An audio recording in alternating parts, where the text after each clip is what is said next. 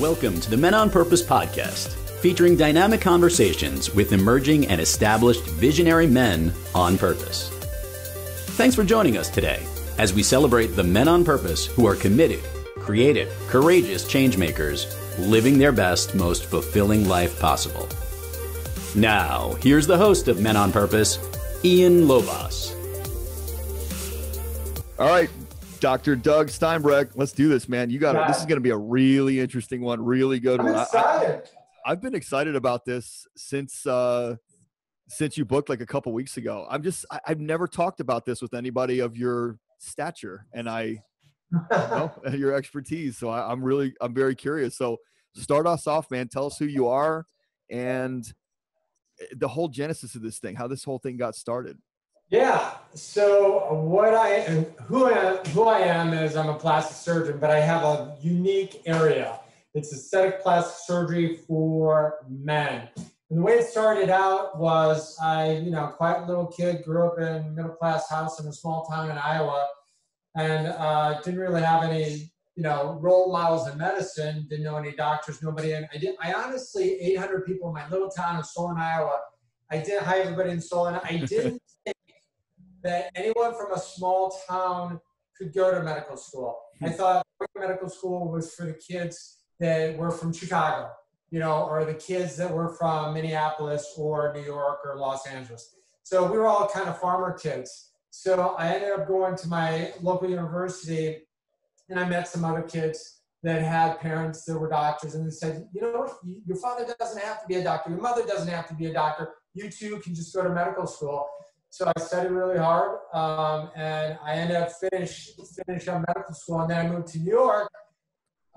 Did my general surgery and plastic reconstructive surgery at NYU, and I decided to start a cute little boutique Park Avenue office in Manhattan. But cool. The kicker was I was just going to do like everybody else did. I was just going to go out there and do my facelifts. I was going to have my Whisper campaign for my little Park Avenue office and do the social ladies and do their facelifts and do the tummy tucks and the breast augmentations for the daughters.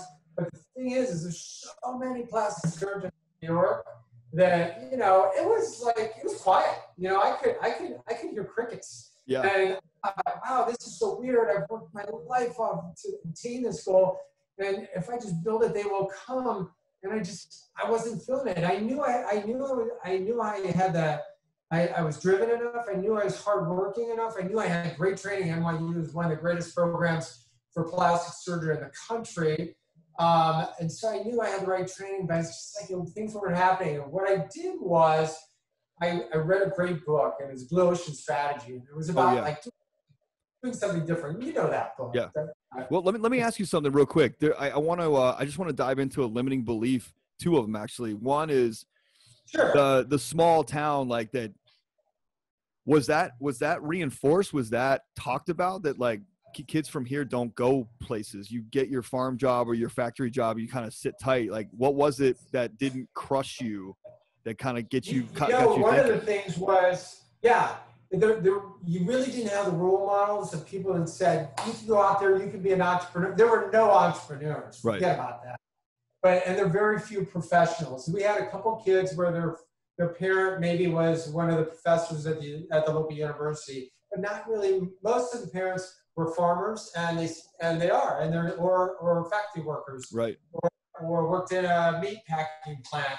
So there wasn't that idea that you could have, dreams. I'm not saying there's anything wrong with any of those jobs. Sure. But the other thing was I went to my school counselor, and she said, well, you have the aptitudes to be a doctor, and you have the aptitudes to be a hard worker for it. But she said, why don't you think about being a nurse? And, there's nothing wrong with nurse. I think that's an amazing profession. But she said, no, not really, doctor. Why don't you think about nursing? So I said, I want to go to medical school. So I just do that. But there's one really interesting thing is growing up, I was taught that this is along those entrepreneurial things or business things. I was taught that you had to do a profession that was about doing something other than money.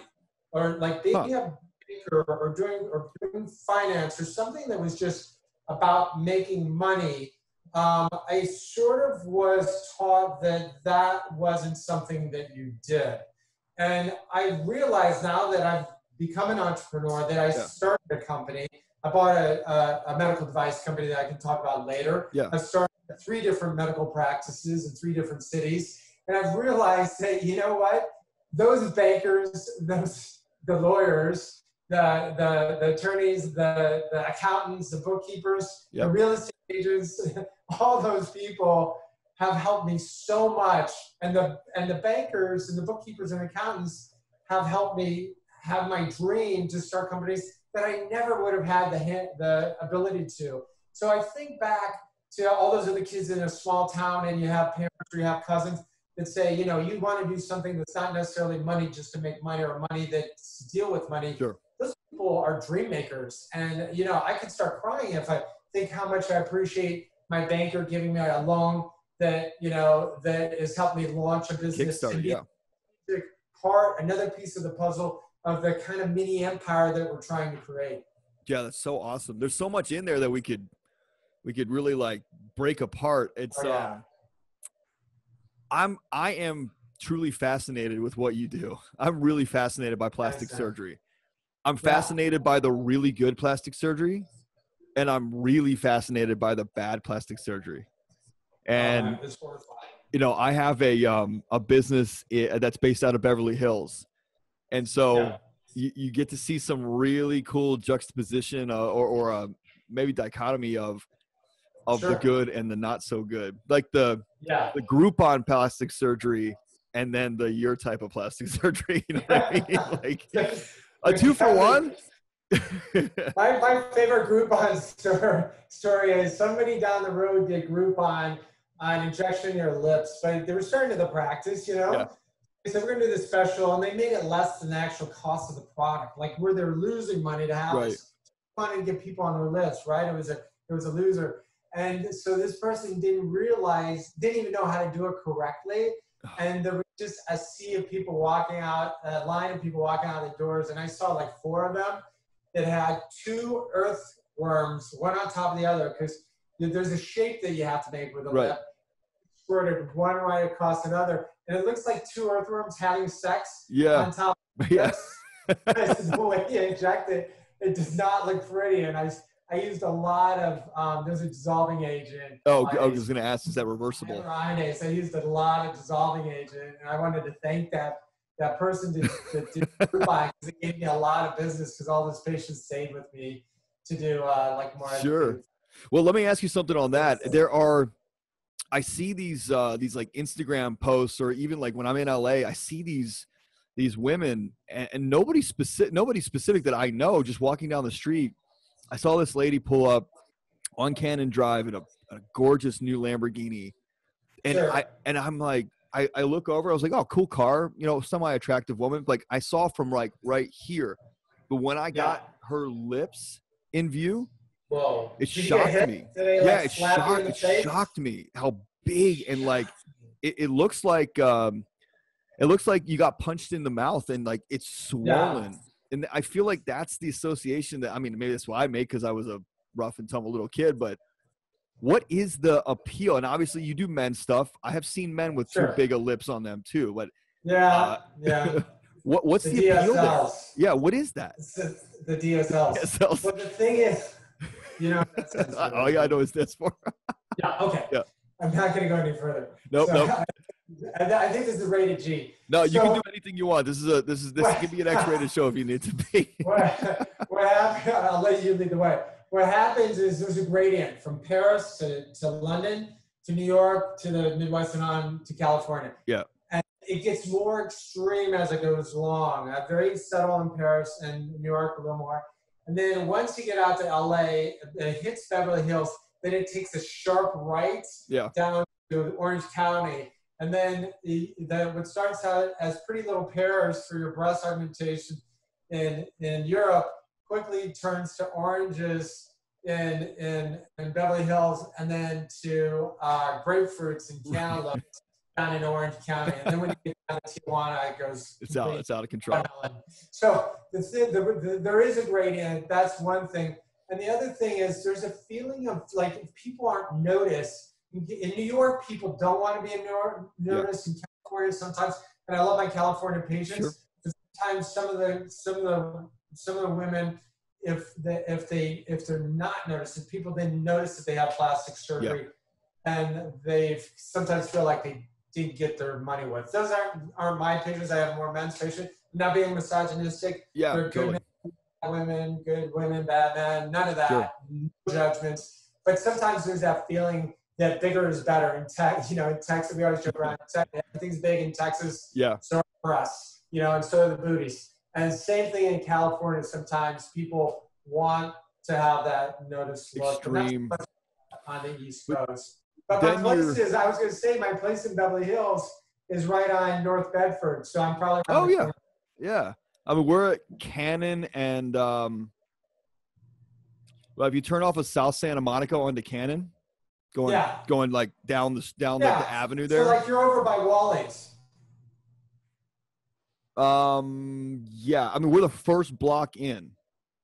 Got it. On the right. There's like a little outdoor cafe there.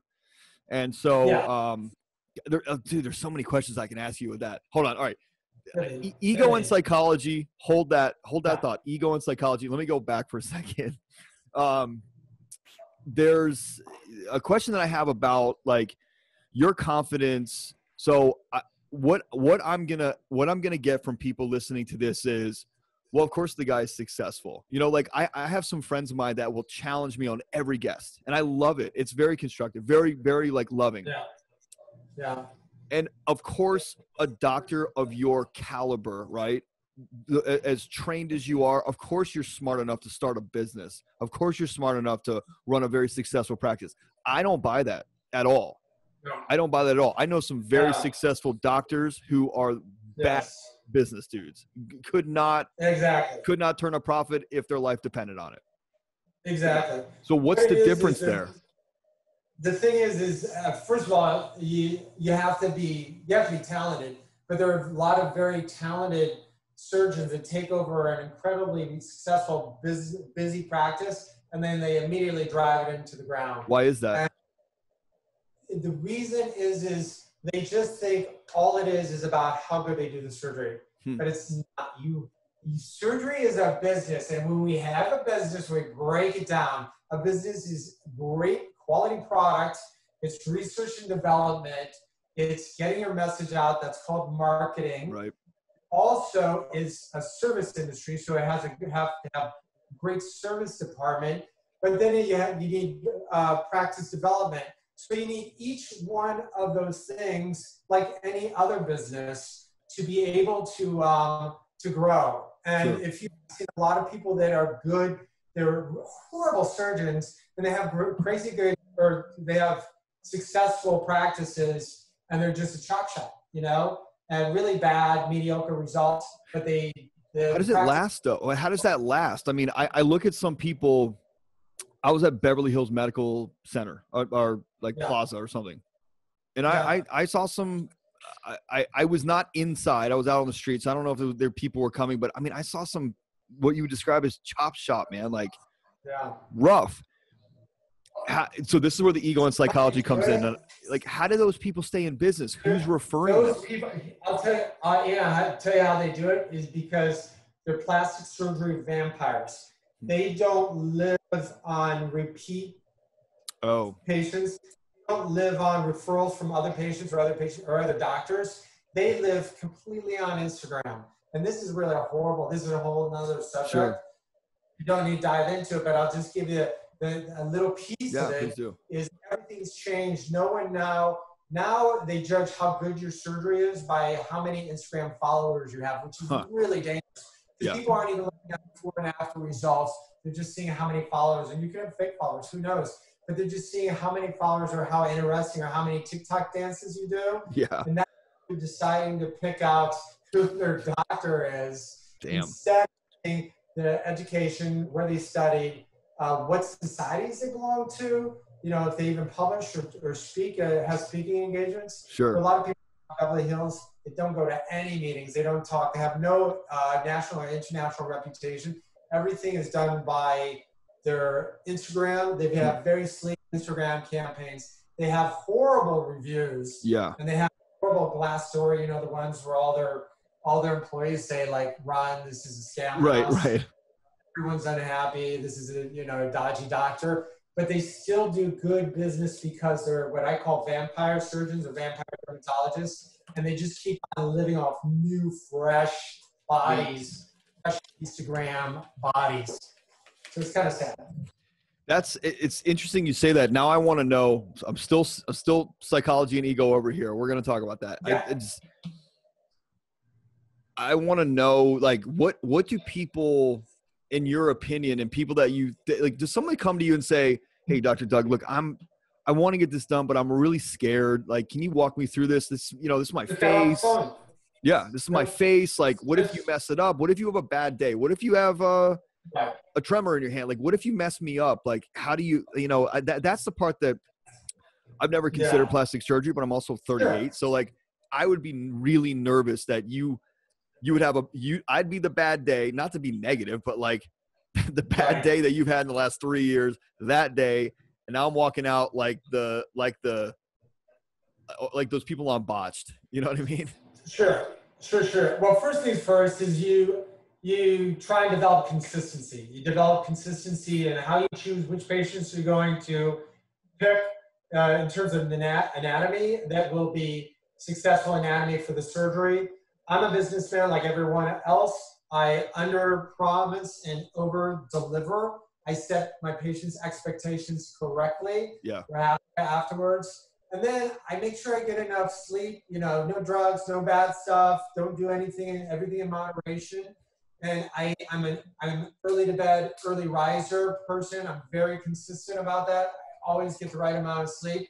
And I always make sure that every surgery day that I'm in tip-top shape, I'm feeling really good. But really, when you do enough of this, just like your interviews, you hit it out of the park every time because you're good at what you do. You're prepared, and you do a lot of it. So you're very consistent. You have a consistent team, and you develop that kind of consistency. So, but I do get those people that are worried, and here's what I tell them.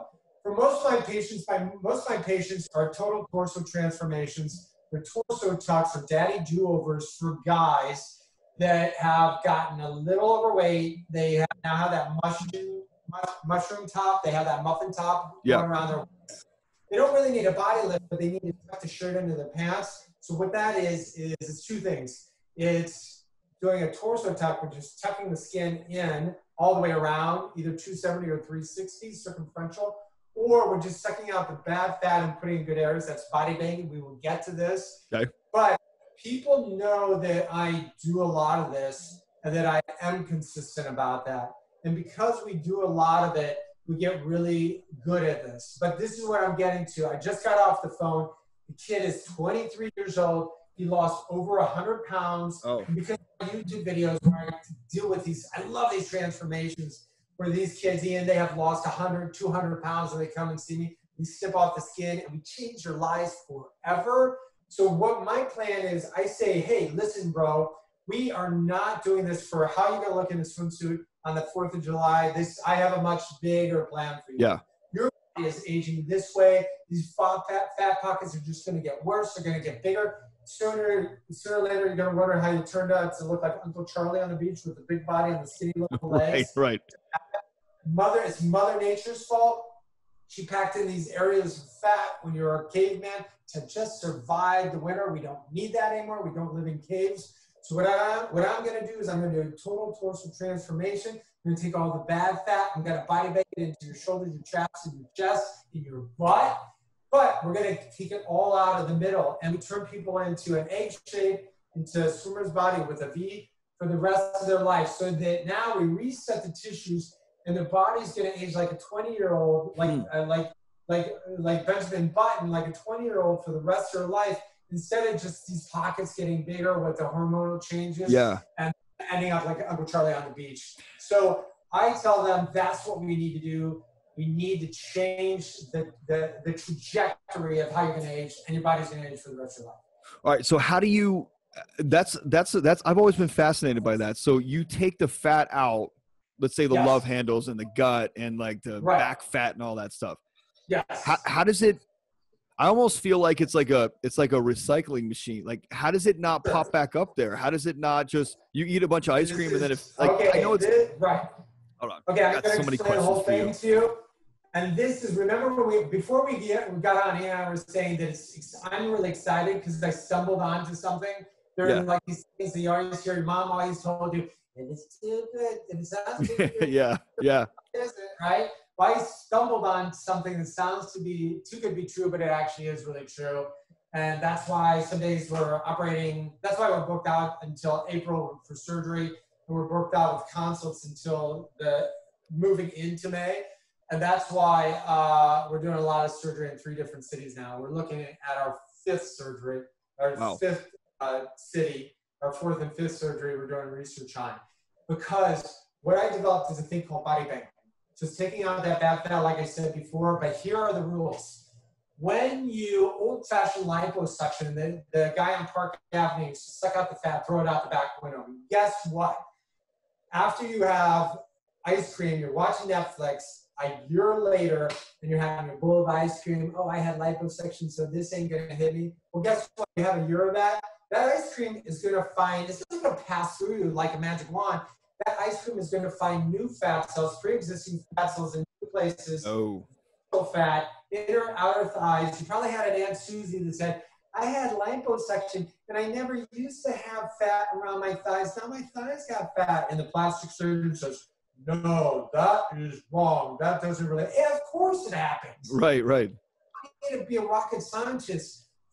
Just because you have liposuction, you better either increase your caloric output or decrease your caloric intake, or the other cells are going to, and here's the word, wait for it, they're going to compensatorily enlarge. I call it catch fat, CATCH, compensatory adipotrophic cellular hypertrophy. That means other cells, pre-existing cells that you don't suck out, compensatorily enlarge because of that Netflix ice cream that you have. Got it. But this is how we change the game. And this is what I stumbled onto. Sounds like an infomercial, but it's really— No, it's cool. And this is the truth. If I can bank it in other areas prophylactically, if I bank it into your shoulders, into your traps, into your chest, or into your butt, even in your biceps or your calves, then now we change the game. Now, a year later, sit there watching The Crown on Netflix, right? And you're having your bowl of ice cream. Yeah. Now your shoulders get wider, your chest lifts up, and your traps pop, your butt pops out, and it goes into the desired areas predetermined by you and me. And that's the magic of body banking. So I have these guys, you got to see my website, you have to see my Instagram. They come in, they never worked out. I've seen it. They're like a big bowl of butter. Yeah. And then afterwards, they have these huge shoulders and this tiny little waist, and they can eat all they want because their shoulders just get bigger, their traps and their chest, but it doesn't come back as visceral fat. And conversely, I see these guys, I call them liposuction cripples, and there's so much money and so much time, they eat all day, and then they just go to the finest clinics in Spain, in Italy, and in France. Yeah. And they get all the liposuction 5 times. They're so scooped out. They go down to Bogota, they're so scooped out, but their gut is out here. They look like a bear. They look like they have so much visceral fat because they scooped out every bit with 5 different plastic surgeons, but they never once banked it some other place. Now they have skinny legs, they have a tiny little women's waist, they have a huge gut, and they don't.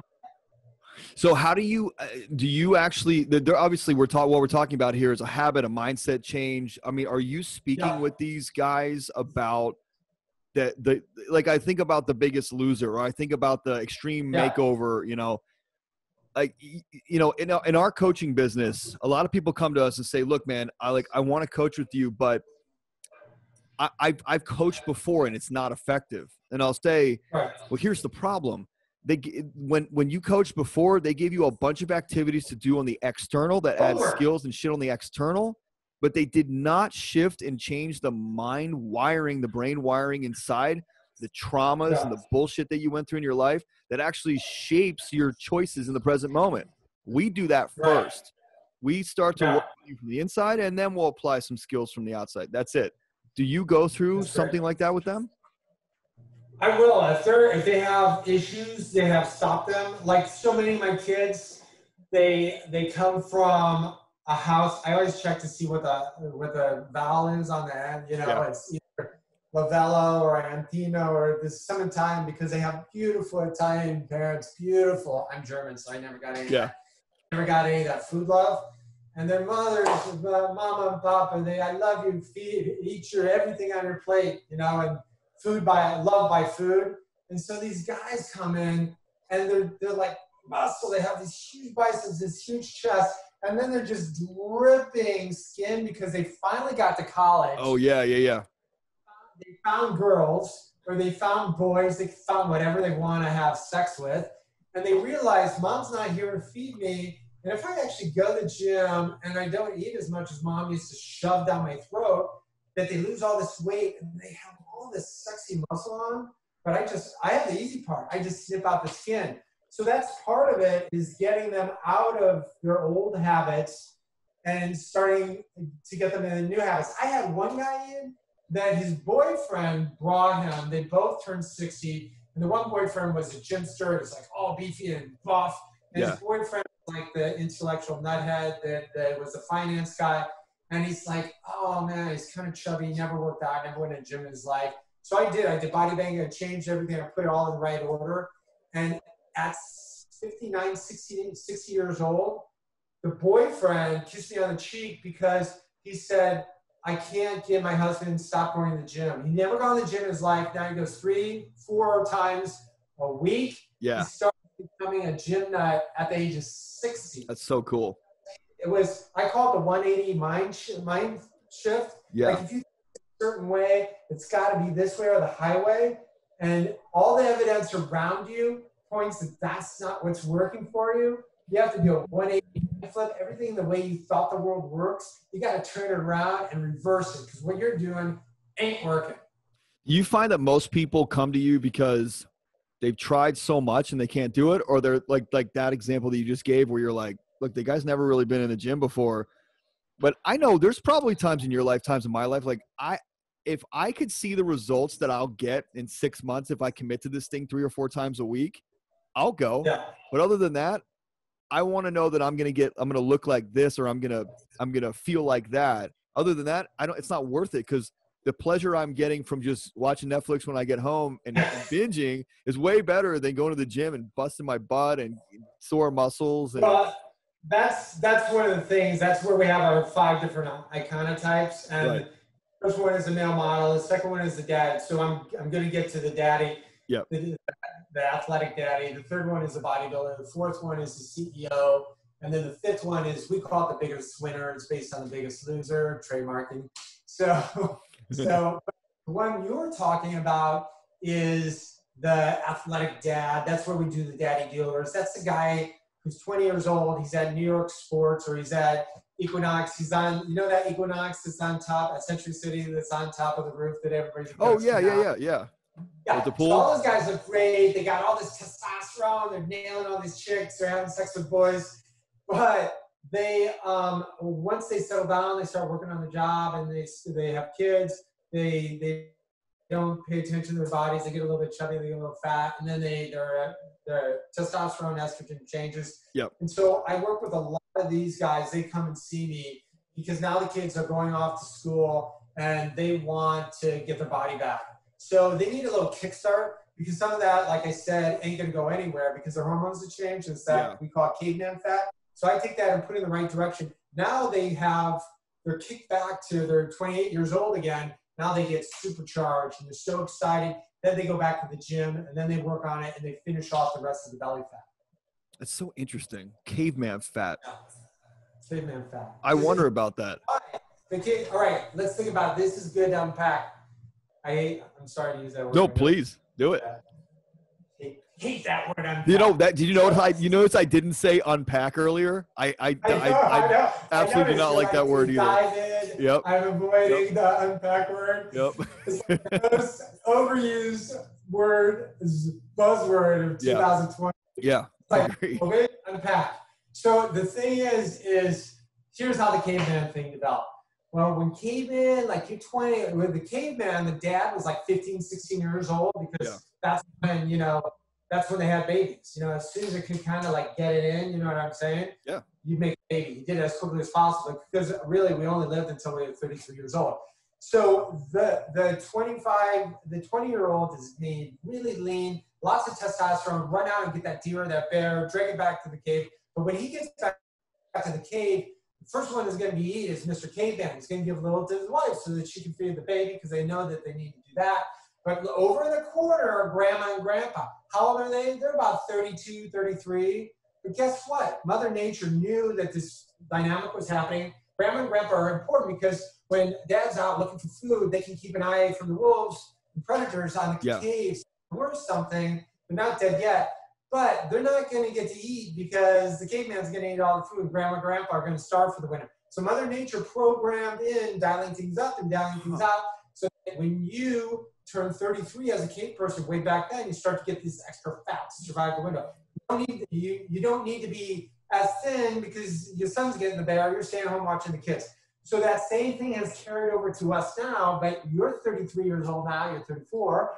You don't need to survive the winter. Your microphone is paying for for your dinner tonight. So what are we gonna do with that fat? That's the caveman fat that you need me to move into a different part of your body for the rest of your life. And that's why we switch things around. Every man needs to do it. Just surrender, and we'll take care of it. Surrender.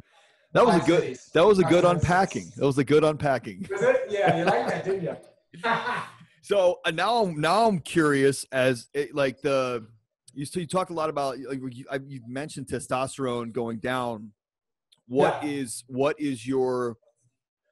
you also help these men with hormones and stuff? So I had a great friend of mine owns a place called Life Med Institute here in Baltimore. I'm in Baltimore right now. And I had him on. He was like episode 192, Kent, and male vitality clinic, right? Anything from the gym, personal trainers, testosterone, hormone therapy, anything you need, lip injections, whatever, except all their stuff is really, really nice.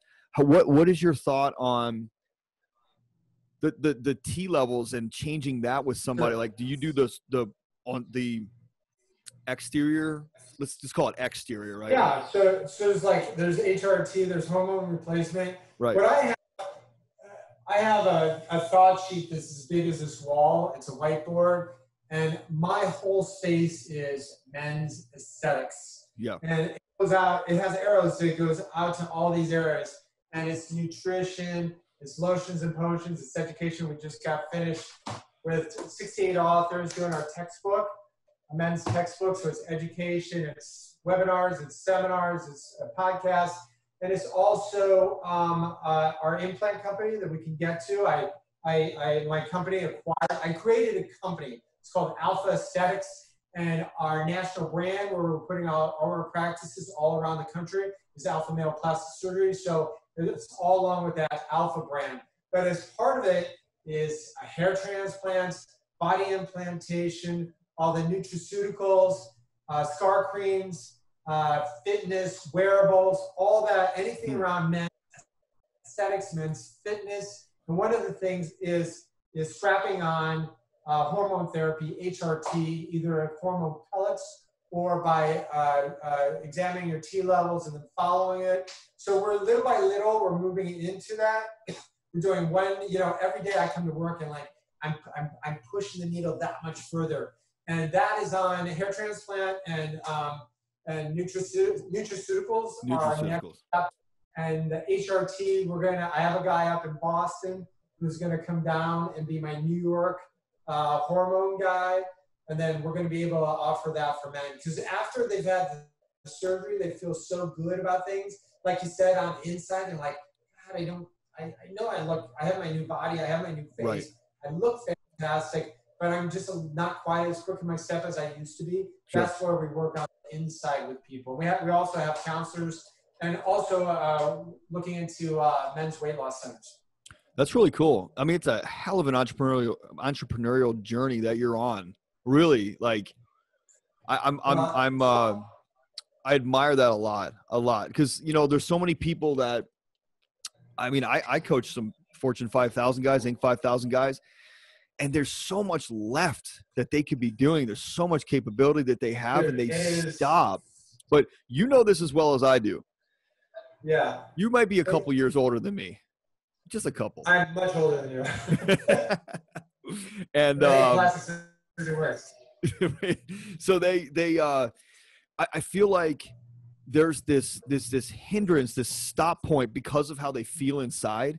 And then how they feel inside starts to affect the motivation on the outside. As you know, I'm saying this for the audience, and I want you to just affirm this. Yeah. And then it just, the cycle, the spiral just goes down. Yeah. I see these guys as they could have 3 or 4 product lines. They could have 2 or 3 different businesses. They could have a business over on the West Coast, a business here.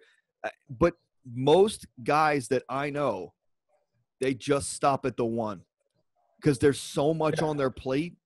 And I think it's self-induced. I love the fact that you're just going for it. Got a textbook and you got this thing and the hair. Like, I love it. It's so cool. Well, what I learned about is like those C's that you talk about, where you find something and you're going to commit to it. Yeah. And then the challenges, but when you commit to it, you gain confidence when you get success, and then you gain capabilities by what you learn about it. I've learned, my very first thing was just like, I have my little practice in New York. Okay, I'm gonna build a men's website. Well, I cut and pasted it to Beverly Hills. I didn't know what I was doing, but I did it. Then now I just went out and did Chicago, and I leased a whole office. I had no business leasing half of the 21st floor in North Michigan. What am I doing? But it's because I gained the confidence. And what it is, it's a circle of C's of this confidence and capability and commitment thing that takes you up a staircase, and you keep on going up that tower and you rise up. The other thing I've learned is the power to pull away. I'm a big vision kind of person. I never sweat the details. Anytime I'm ENTJ, if you know your Myers-Briggs, I'm ENTJ, which I'm like one of those annoying Napoleons. It's just got to go around kicking ass. And so I don't have time for the people that like, well, you can't do that, because I said, you know what? Just wait. We've got 50 ways to figure that out. You're way too granular for me. We're just working on the big picture, and we'll be able to figure out your stupid little node later. And we have 50 ways to do it. And I just learned to like steamroll through the node and the negativity. And like so many of these things, like I'm sure you teach your clients, get away from the people that say no. Yes. And get that whole thing about your circle of 5 friends, or the people that represent you, the people that are lift you up, and that's who you are, is the sum of your 5 friends. Look around. And I've learned when I first came to town, like I wanted to have good friends, and I still have a lot of good social friends. But when I first came to town, it was like building my plastic surgery practice and going to the fancy party and the right party and this and that. Now I do enjoy that. I do have my friends, but I've developed so many new entrepreneurial friends. Yeah. So many business friends, and I didn't realize that they were going to like me. I thought like they were going to try and steal my idea, which is another thing. They don't want your idea. They got their own idea, because we all know as entrepreneurs, you got to have a good idea, but you have to work your ass off and be organized to do your own idea. And nobody else has time, or they don't want to do. They're doing their own thing. Right. And I've also learned that a lot of people that are happy and interested in, just want to hear what you're doing, are interested in giving free advice, because they learn by what you're doing. You learn by what they're doing. Totally. And I just met so many interesting, friendly people. The other thing I'm going to say is, if you're a doctor, or if you didn't get an MBA, which I never got an MBA, I didn't even go to business school, but you can learn a whole lot. I didn't even know what a cash flow was. I didn't know what a P&L was. Really? When I started my practice, hell no. I didn't trial by fire? I didn't know what P&L stood for. I didn't. How do you not know that? And this is stereotyping. But how do you not know that? You're just... Because I never ran a business, never took a business class. I just took history, and I just took calculus, and I got into medical school, and I learned how to do a right hemicolectomy and then a facelift. Nobody ever taught me anything about business. I had to read it in books or watch it on YouTube. Yeah. But I've learned so much. What I would say to those people out there, if you're intimidated because you didn't have a business degree or you didn't get an MBA, that, you know, you can, as long as you have a good idea and you learn about some things. I've learned so much about real estate and I enjoy it. I've learned so much about banking. I've learned so much about how these processes, the legal processes, about mergers and acquisitions. When I bought my company, don't tell anybody, I went out and got M&A for dummies. I got the book. I love it though. Mergers and acquisitions for dummies. And I read that thing back and forth and I just had enough, you know, you fake it until you make it. I knew the lingo. I knew what they talk about. I could throw out a few words so they didn't think I was a total idiot. And then I got through it and I bought my first company and they gave me the courage and the confidence to then go and acquire another company. Right now I'm selling the land for my new company because I want to move it from Carson City. I want to move it to Reno. So I just said, hey, I would have never thought of doing this 10 years ago. Right. I have the power and I have the confidence and I have the capital to say, hey, we're going to pull up stakes. There's a good pool of really good people in Reno. We need to get to those people. So we love our employees. We're going to take them with us to Reno, but we're going to go. We're selling this place. We're going to get a new place, and we need this to build this company. So there's a lot of stuff in there I have questions on. I'm writing down as fast as I can. Obviously, your leverage is key. The people that work for you and help you, it's key. They have to believe in your vision, what's right. So I always tell people, cast your vision everywhere. The people that say you're dumb, get rid of them. The people that challenge you on it in a really smart way, like to support you, but they're just questioning the vision, they might be worth to keep around because they're going to be the ones that help you course correct as the crazy run out front and just start screaming and try and figure stuff out. Yeah. We need to get roped in. How? By the way, I have had a right hemoclectomy. That's really ironic that you said that. Oh, have you? Yeah. Did I do it? When I was 19. Did you do it? Did you have it done at NYU? No, in Baltimore. At GBMC. I didn't do it. Yeah, no, you But didn't. I probably know who did it. But I got diagnosed with Crohn's in like 2003. But you know what, man? I against the medical advice, which was steroids and surgery every 2 years. My mom said, look, I think we can do a different way because, man, I went from 145 pounds to 205 pounds. And it was like, as you see me now in shape, I'm like 180 pounds. But it was rough. You have to send me your before pictures and then I will. On your after. I will. No, listen, when are you out in Beverly Hills? Because I'm out there every 3 weeks. I want to come meet you. I'm out there. We're going to have dinner because I'm out there every 4 weeks. I'm out there once a month. It's always the third week of the month. Okay. All right. We'll make that work. All right. Going back. Go to Wallace. What happens when you fail? What happens? Like, I know you failed. Don't tell me you haven't. You have got to have failed at something. You have to What fail. happens when you fail? Mr. Haydenfeld, my 8th grade teacher, I don't remember all, I remember he taught me something about Babylonia and the Tigris River. I remember there was something about that. Yeah. Something about the empire. But I do remember he said this one thing. It's the most important thing Mr. Haydenfeld ever taught me. It was that if you reach every single goal, because I thought if you don't reach every single goal, you're a failure. And he said, if you reach every single goal, you're a failure. Because if you reach every single goal, then you didn't have goals high enough. Too low, yeah. Too low. It's almost a cliche, but for an 8th grader, that was startling. And that was a revelation for me. And that's when I realized 2 things. Goals need to go higher. And secondly, don't be afraid if you fail. And don't be afraid. You just need to learn. It's a learning experience. You know, like, what do they say out in San Francisco? They say, like, if you haven't failed 6 times, then you're not a success, you know? You have to fail. I mean, because failing is the only way you're going to learn. And that's how you put hair on your chest or other places, right? Yep. But you have to, because your goals aren't high enough if you haven't failed. And yeah, absolutely, I have. That's what's the biggest, and listen, let's not call them failures, right? Because they're really just lessons learned. Like my dad said to me when I didn't want to go to college. I thought it was a waste of money. There's no professional needed, like no degree needed for what I do. You know, I was going to work for my dad at his shipping company. And then I was going to, dabble in real estate investment. But he said, look, society says you got to have a piece of paper. I'm paying for it. Just go to college. And I remember talking to him and he said, look, I want you to get into as much shit as you can get into in college, right? Not just girls, don't worry about classes. I know you're smart enough. I don't need you to bring home straight A's. This was probably something that saved my ass.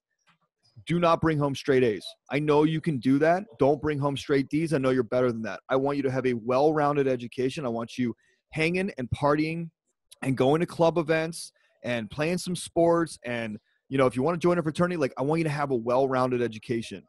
Right. But he said to me, I want you to fuck up as much as possible. I want you to fail as much as you can.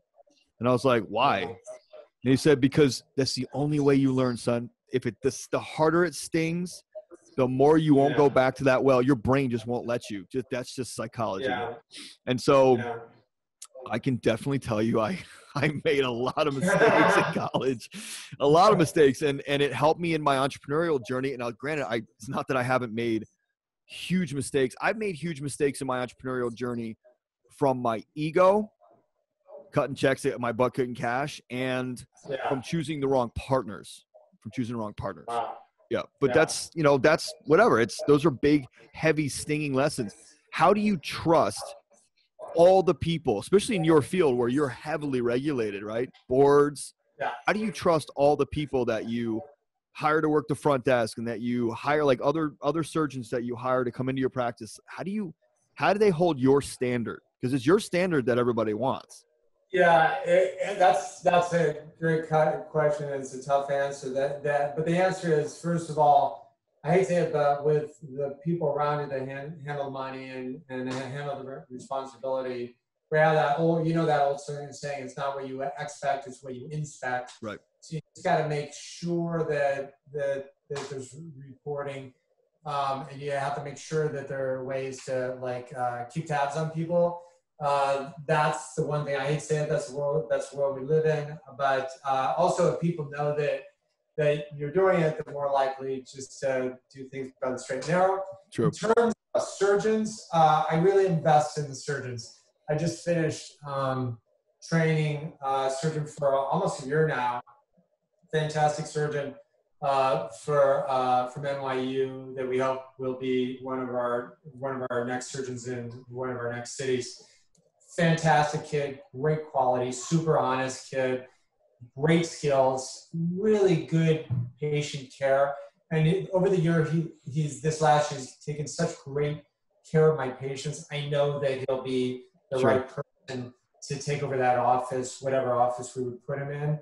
So that's you try them out, you train them well, you invest in them, you give them good enough money that it's worth it. Our payroll is crazy. I can imagine.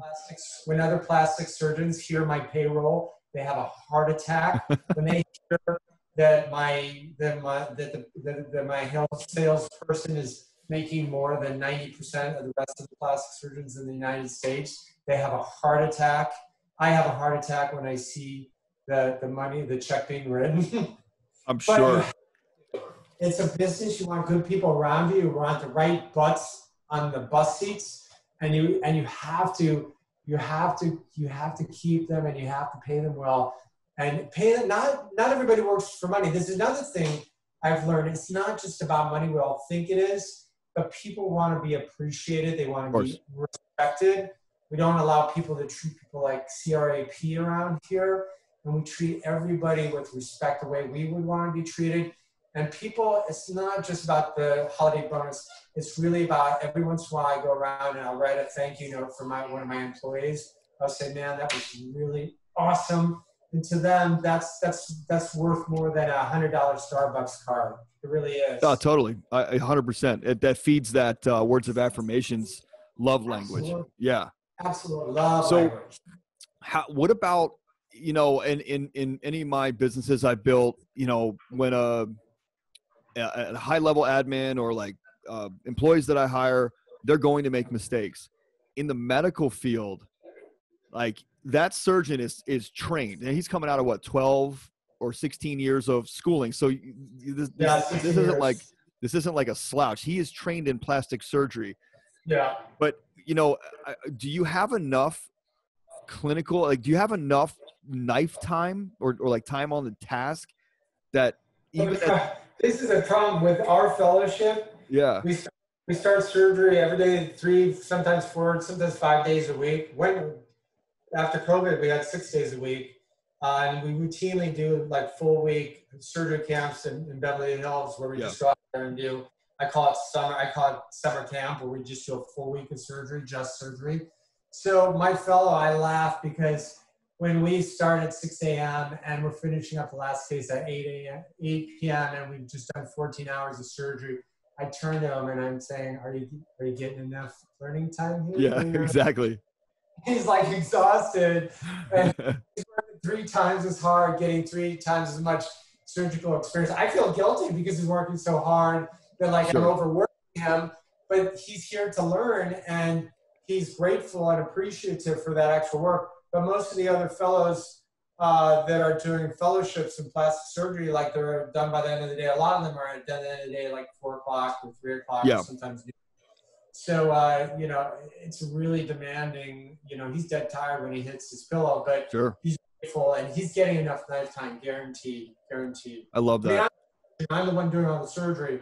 He's observing surgery and maybe he'll help with a stitch, but he's getting plenty of time with me. Now, are you like, obviously do you as a surgeon have different, these are just my own things I want to know. Do you have like a different little task to do a breast implant, let's say, than like 3 other surgeons that came in the room? They have a little bit different way. So you're saying to the fellow, like, hey, by the way, FYI, like, watch how I slit, tuck this, roll this, put this here, but it's the same. It's very you're systematized, right?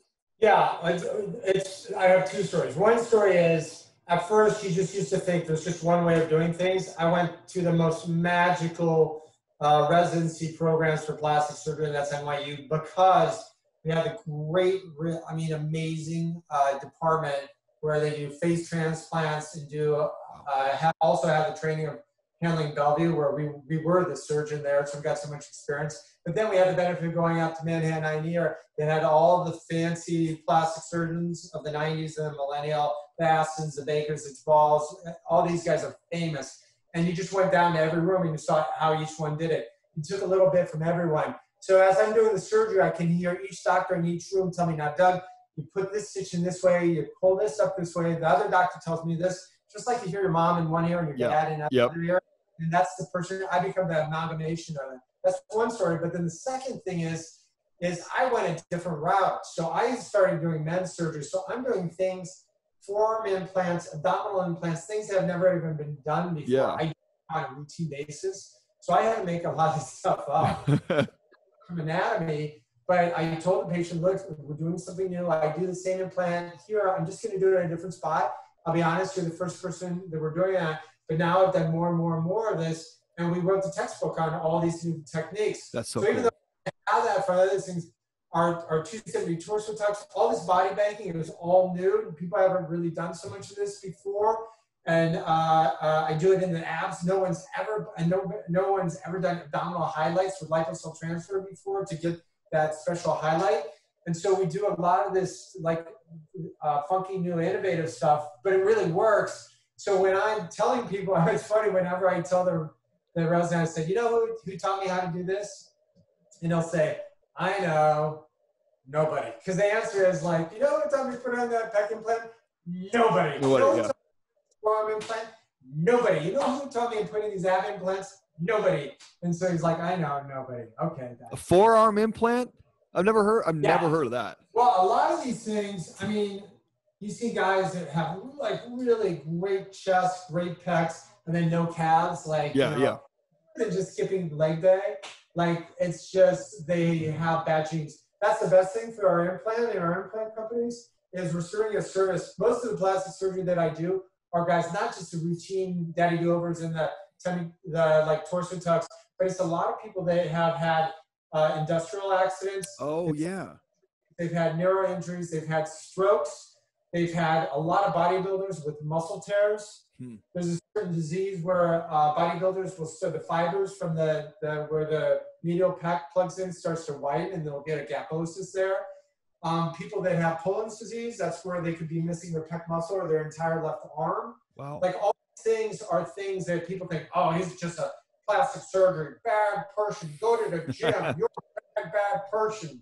No, we're like reconstructing people's bodies just like we do for your Aunt Susie that had breast cancer. Look, this poor kid fell out of a tree. He's got a big muscular arm on him, and he's got a withering little 7-year-old boy arm on this side. And we're going to make him walk down the street where people don't see the difference immediately.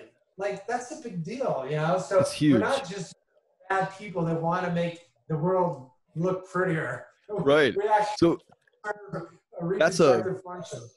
That's a serious purpose, and it's got to be really fulfilling to you in that side. Yeah, I mean, when somebody walks out of your, like, I was looking at your website and I'm like, is this real? Is this got to be real? I've never seen something like that. And I, you know, like I said, I'm 38. I keep myself in good shape, but shout out to my boy RV Fit Guy. He keeps me in good shape, but all right. I don't, I've never imagined that, but I guess maybe I'm not the candidate, but I'll be seeing you later. Don't give me, 10 years, right? You know, they all say that. You know how many times when I moved to New York and you know, the pretty blonde girl, first of all, you can't be a hater because there's somebody that wasn't born as handsome as you, as built as you, as good looking, as rich as you. You know, there wasn't somebody that had all your genetic blessings. Sure. For you to sit there, or the pretty rich girl, I say, that had the last, you know, I call it rich baby genes, where if your family's rich enough and you keep on marrying pretty women, you know, I hate to be sexist, but as a man, the man that inherited for generations, and there's always the pretty women, pretty soon your ugly sons are actually going to turn relatively good looking. You know? Sometimes see it in royal families. Sometimes, I'm not going to mention any royal family in particular, but if your generations and generations marry more pretty people, I call it rich baby genes, the kids with ugly fathers start to get good looking no matter what. It's interesting. But if you're one of those pretty girls that you're born rich and born naturally beautiful, and you say, listen, all I want to look like is Tory Burch, and you're already beautiful. Right. But what if a girl next to you that just has a hump on her nose that's really not happy with, or didn't get the perfect genes, magical genes that you get? Why should you be shaming her if she just, spends 45 minutes, gets put to sleep, and then she can be pretty like you or feel comfortable with herself? So I'm not going to put any judgment. Yeah, I was going to say, that's probably like it. She just feels more comfortable if she had something changed or augmented or different. Yeah. And that's totally fine. Well, let's talk about that for 1 second. I gotta watch your time here. Hold on. We're 54 minutes in, buddy. Wow. Yeah. I want to know whatever you are doing for energy. I want it. I want to know. When I have dinner with you, you reveal the secret to me. It's called crazy. No. So I do have a lot of energy. Luckily it's worked well for me. Yeah. Because I'm driving in the right direction. It's like everybody's got a little addictive personality. My addiction has shifted from one thing to the other. Never anything like really super bad. But it's chocolate to ice cream. But now it's just work. Very boring, but to be good for what I do. I get that. Oh, one thing I want to go back to real quick for the audience is pay close attention to what Dr. Doug said about, going down the line and seeing all these different doctors. That's your mentor. And Aaron and I, my partner Aaron, we talked about this, and we're going to talk about it actually tonight when Aaron comes in. Like we were coaching some of the team at Beverly Hills last week, and we were talking about mindset as a leverage, right? As systems. And mindset, you don't think about, like when you look at the guy on Instagram who's got a Lambo and a jet and a Bentley and this big ass house and all this stuff, and then you set a goal to be like that guy, you have to set a mindset goal too and understand what that guy's mindset is, because if he doesn't care about the same stuff you do, if he doesn't value the same things you do, you don't want to model after him just because he has some things that you want to have. And so like what you're saying is, just because one doctor taught you, like you don't have to learn that way. You went down the line and you became a new doctor with pieces from all those doctors that you like, that fit you. Even though you were becoming this person, you still took things that felt right to you, right? And you would probably resist the things that just didn't feel right to you. Like, Doc, that's just awkward. That's weird. I'm loving that. I like Dr. B over here. He's got a really cool way of doing that. I'm going to adopt that. And you lock it in. So it's the same thing for everybody listening is have a bunch of different mentors. Have an idea of the life you want, the psychology, the understanding of who you are, the who you're being, the mindset, the stuff you want, and have different mentors for that. And then you become a mix of all those 10, 20, 55, whatever it is, guys or women that you've modeled and you've perfected that model. Beautifully said, you know. Yeah. But then infuse your own ideas. Yeah, totally. You know, your own way that you want to go. Be a little bit, you know, of a forward thinker. Yeah. And the thing people forget is you got to bust your ass every single day. You know, I love Tim Ferriss with this like 4-hour work week and this. Like, I love the guy. He's amazing, fantastic. But you know, you got to put your work in. It's work. I agree. You know what? That worked for Tim. That worked for him, right? And then if you try to, you're right. For I think for guys like us who are, Tim's a very calm, different type of energy guy.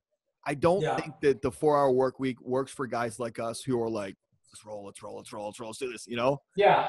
I think you're right. The other thing is, maybe I'm wrong. I'm an entrepreneur, but I have a day job. Like I'm running the donut factory, but I got to go down there every day and I got to make the donuts. Yeah, true. Most business people, like I have a buddy of mine, Mike Stein, shout out Mike Stein. He's at Google, then XOXO. Now he's RT, this funky, cool. He's going to be a gazillionaire because they're selling all the 20th century art on an app called Artsy. He's the CEO of it. That's cool. This guy is brilliant. And he says, I'm always late out to East Hampton. I'm always like, because I'm, you know, still in the OR, I'm still working, I'm doing this. And Mike's like, I don't understand it. He's got a place in Beverly Hills. He started a place in Chicago. He's in New York.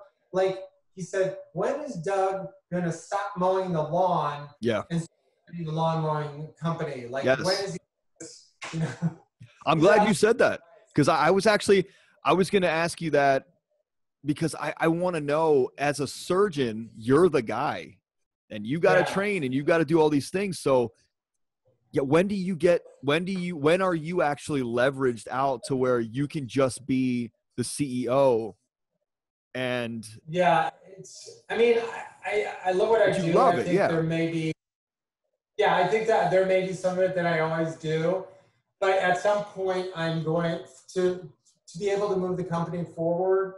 I'm going to have to step away from a little bit. Sure. And it's hard for me because that's, you know, letting control, because I'm such a freak about control and results and patient care. And I'm a freak about the quality of it. That's why I trained somebody for almost a year to be able to do what I've done and only pick the best people, which are the most expensive people. But I do it because I'm a freak about quality control. But at some point I will have to step back and allow other people to do it. You know, that Bezos thing. Yeah, I get that. But your business is not like Bezos's. This is your specialty. Bezos doesn't have to like bake the books. No, or box them up. No, he doesn't have to go down there and like put the tape on the boxes. You know, licking those labels. No, I don't think Jeff Bezos is licking any labels. No, probably not. I mean, no. He's not. All right, so wait, real quick. I forgot to go to psychology and ego. Go through that real quick. It's been an hour, so I want to be respectful of your time, your call. Yeah. Psychology and ego. Does somebody get surgery, just a regular, just an aesthetic, you know, bonus surgery, not like they had a deformity or something? Does somebody look in the mirror? And I'm going to give you an example. Did you ever watch Arrested Development? Yes. Remember Lindsay, Portia de Rossi, the sister? Yeah, the sister, yeah. So I thought she was very beautiful. And season 1 and 2, great, right? Then the next season, I think it's season 4, when she's revealed, her face is completely different. Her hairline's different. Everything's different. And I was like, wow, I wonder, I was actually watching that episode last night. I wonder what she thinks when she looks in the mirror. Like, does she see her, like almost like body dysmorphia? Do you see yourself as you see yourself, or do you see yourself as you actually look? Do you have to deal with that?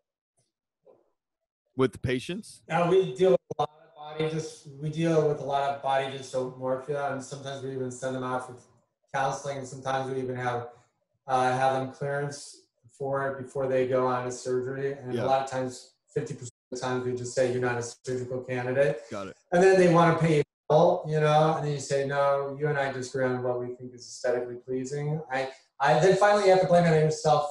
It's not you, it's me. My hands can't Right. these hands. Yeah. I can't give you. What you're really saying is, I can't agree with what you want. Right. I'm not going to put my name on your face. So I politely decline, and we do see a lot of body dysmorphia. Some of the ego that we see is actually has to do with business. Like I get a lot of what I call that other iconotype, the CEO. Yeah. CEO guy, the Wolf of Wall Street guy, and we have a lot of them come in because they're young. They're like in their 30s, 40s, just starting to hit it, and they're getting a team around them. And they may be sort of kind of average guys, but if they have I do a thing called male model makeover where we completely change your jawline. So we give them a much stronger chin, either with a chin implant or a wraparound implant, or with just injectables. I have these amazing videos on YouTube for male model makeover. Yeah. 15 minutes to take you from the homely kid to this like raving. It's all about the jawline and cheekbone. So I inject it in 10 minutes. So these guys do it for two reasons. Number one, it's not just you think, oh, he wants the babes. I want a babe. Right. It's not really. What they want is they think if they look more confident, they'll be more likely to close the deal in the boardroom, which really does happen. Fair. Really, yeah, totally fair. Also, they want to build a team, and people can't help themselves. They are attracted by good-looking people that look the part. So if you're that guy on Wall Street and you're running a hedge fund or a finance guy, and there are a bunch of analysts around you that want to be a part of the winning team, they want that guy that's the Jordan-looking guy or the Brad Pitt-looking guy that is sexy and is going to go in the boardroom and they're going to close that deal and make it happen. And they actually, it's called the Kanye West. Did you ever see that study, the Kanye West hypothesis? No. And it's about looking the part and being the part, and until you make it. Yep. So guys, they actually spend 15 minutes and we inject 15, 20 syringes. They look fantastic and they feel much better. They do get laid a little bit more. I didn't just say that, but they do. Right. Disclaimer. They immediately move out to the next dating crowd. That's all right. But they close more deals. They get a better team around them because they start to become more confident in themselves. And other people can't help it. They become more confident in them because of their look. Sure. Now, the Kanye thing is really interesting. This is the last thing before I bore you to death. Kanye West, it's called the Kanye West phenomenon, where if you actually, can I say bullshit? Of course. If you actually talk about how wonderful you are, and if you actually talk with your great grandiose ideas, whether true or untrue, after so much time, you gain a group of people around you. If you're confident enough and you have such conviction, whether it's a little bit off the wall or not, you start to build a team around you, and it turns from something that's fluffy and cloud-like into a tank, into an army. And that's exactly it's the Kanye West phenomenon, and that's what he did. Yeah. It's the Muhammad Ali phenomenon. That's what he did. You start to get this entourage, and people want to go with the winner, and they see your courage, they see your confidence, real or not, based on what's real or not. Yeah. And you start to succeed because your success starts to breed success, and it's kind of an interesting. It's super cool. It's like vision casting. It's not prophesizing, but Jim Carrey did that with a $10 million check, and he ran around Hollywood showing everybody that check. And when Dumb and Dumber came to him, it paid him $10 million. And he said to everybody, I'm going to cash this check one day. I'm going to be a famous actor and I'm going to get paid this for a movie. And here's the check. Here's the check. Here's the check. Yeah. It's fake it till you make it. Or just cast a vision so freaking heavy that it scares the shit out of you to fail even more than it does to actually succeed. So that's awesome. All right, real quick. What books are you reading? What kind of personal development do you do to just keep your mind in check? It's actually I keep a lot of YouTube videos, a lot about fun. My next thing is real estate. I'm getting really into real estate right now, and I'm getting into like I like to buy houses. I'm interested in buying sort of houses that can be not flipped, but I'll turn down. I have a great builder out in East Hampton, so I'm getting interested in that. Just tiny little projects where we can build a tiny little thing and rent it out, maybe for weekends. I just do it as a side hobby. So I'm listening to a lot of real estate stuff and learning about how to plan with taxes and how to structure things. And I just got a couple new LLCs that have to do with real estate. So I'm really into the YouTube videos about real estate and about saving and reinvesting. It's awesome. That's the thing now. It's awesome. All right. What did we learn here today, Dr. Doug? A lot. We learned a lot today. We learned a lot. This is the most unique interview I've ever done. And it's the same. It's the same in terms of growth and believing in yourself and confidence and going forward. And, but such a different spin that like you nailed it today, man. When I saw your bio and I was like, this guy seems really cool. I think I'm going to have him on. Exceeded my expectations. Thanks. Exceeded. Great. Yeah, it was great to be here. Really a pleasure, man. Absolutely. Great. Absolutely. Well, listen, if we, everybody can, anybody who's interested and wants to find out about Dr. Doug, you can go on menonpurposepodcast.com. All his stuff, the business stuff, his name, books, all that stuff, the 50 million things you do are going to be in the show notes. And you can also go to menonpurposepodcast.com to get anything you want about the show, the free course we have coming up, the t-shirts we've got printed, which I'm going to get you on. Everything you need to know, menonpurposepodcast.com or my website, ianlobas.com. Everybody, I appreciate you. Thank you, Dr. Doug, for being here. This is a real treat, man. Real awesome. Thank you, man. Absolutely. And thanks for listening, everybody, and we'll catch you on the next one.